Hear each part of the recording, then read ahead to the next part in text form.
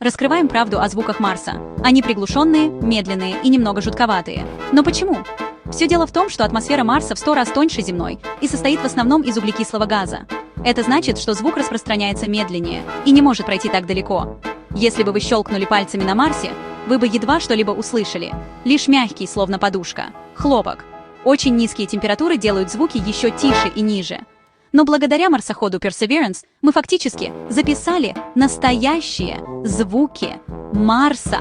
Вы можете услышать мягкое дуновение ветра, хруст колес марсохода по пыльной поверхности и даже слабый звук лазера, бьющего по камням. Все звучит приглушенно, с таким странным марсианским оттенком.